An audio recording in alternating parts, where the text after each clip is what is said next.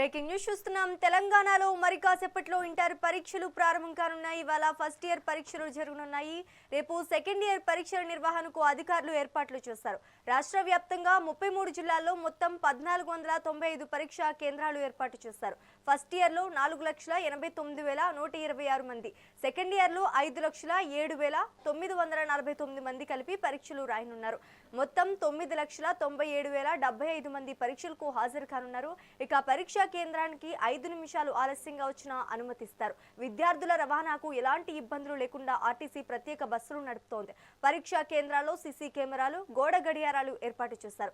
ఇక ఉదయం 9 గంటల నుంచి మధ్యాహ్నం 12 గంటల వరకు ఈ పరీక్షలు జరగనున్నాయి. దానికి సంబంధించి మరింత సమాచారం మా ప్రతినిధి నరేష్ కుమార్ అందిస్తారు. నరేష్, చెప్పండి. ఇటు తెలంగాణలో మరి కాసేపట్లో ఇంటర్ పరీక్షలు ప్రారంభం కానున్నాయి. ఇవాళ ఫస్ట్ ఇయర్ పరీక్షలు జరగనున్నాయి. రేపు సెకండ్ ఇయర్ పరీక్షల నిర్వహణకు అధికారులు అన్ని ఏర్పాట్లు పూర్తి చేశారు. రాష్ట్ర వ్యాప్తంగా ఉన్నటువంటి 33 జిల్లాల్లో మొత్తం 1495 పరీక్షా కేంద్రాలు ఏర్పాటు చేశారు.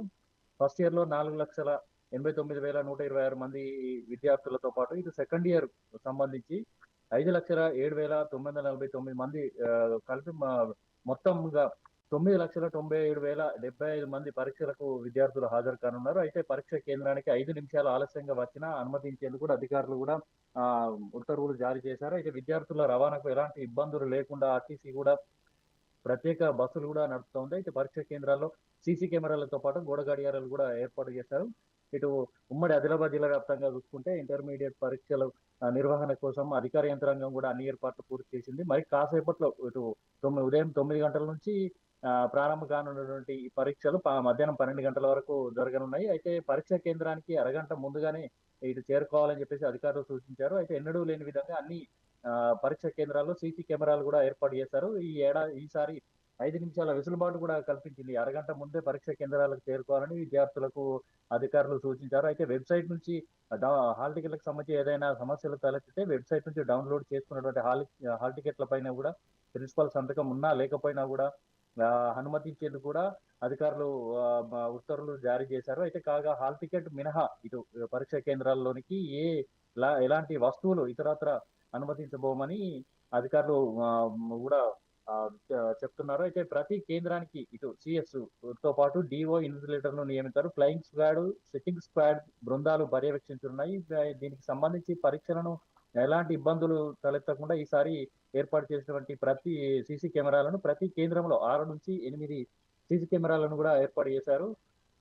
అయితే పరీక్ష కేంద్రానికి ఎలాంటి ఎలక్ట్రానిక్ వస్తువులు, మొబైల్స్, ఇటు ఎలక్ట్రానిక్ వస్తువులు, డిజిటల్ వాచ్లు కూడా నిషేధం అని చెప్పేసి స్పష్టం చేశారు. అయితే ఉమ్మడి ఆదిలాబాద్ జిల్లా వ్యాప్తంగా చూసుకుంటే ఆదిలాబాద్ జిల్లాలో జిల్లా వ్యాప్తంగా మొత్తం 31 పరీక్షా కేంద్రాలను ఏర్పాటు చేశారు. 8,635 మంది విద్యార్థులు హాజరు కానున్నారు.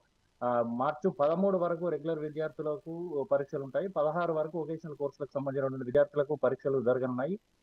మంచిర్యాల జిల్లా వ్యాప్తంగా చూసుకుంటే జిల్లా వ్యాప్తంగా 23 పరీక్షా కేంద్రాలు ఏర్పాటు చేశారు. 12,317 మంది విద్యార్థులు హాజరు కానున్నారు. అయితే కొమరంభీం ఆసిఫాబాద్ జిల్లా వ్యాప్తంగా చూసుకుంటే మొత్తం 49 జూనియర్ కళాశాలకు సంబంధించి 19 పరీక్షా కేంద్రాలు ఏర్పాటు చేశారు. 9,717 మంది విద్యార్థులు ఇటు పరీక్షలకు హాజరు కానున్నారు. మొత్తంగా ఇటు నిర్మల్ జిల్లా వ్యాప్తంగా చూసుకుంటే 23 పరీక్షా కేంద్రాలకు గాను 13,000 పైచీలకు విద్యార్థులు హాజరు కానున్నారు. మొత్తంగా ఇటు ఇంటర్ పరీక్షలను ఎలాంటి ఇబ్బందులు తలెత్తకుండా అన్ని ఏర్పాట్లు పూర్తి చేశామని పరీక్షా కేంద్రాల్లో కూడా తాగునీటి సౌకర్యంతో పాటు ఇతర మౌలిక వసతులు కూడా అన్ని ఏర్పాట్లు చేశామని చెప్పేసి చెప్తున్నారు. అయితే పరీక్షా కేంద్రానికి అరగంట ముందే చేరుకొని ఎలాంటి ఒత్తిడి లేకుండా పరీక్ష రాయాలని చెప్పేసి ఇటు ఉత్తీర్ణత శాతం పెరిగేలా కూడా ఇటు విద్యార్థులకు ఒత్తిడికి లోను కాకుండా అవగాహన తరగతులు కూడా నిర్వహించారు. మరి మొత్తంగా అధికార యంత్రాంగం అయితే అన్ని ఏర్పాట్లు పూర్తి చేసింది.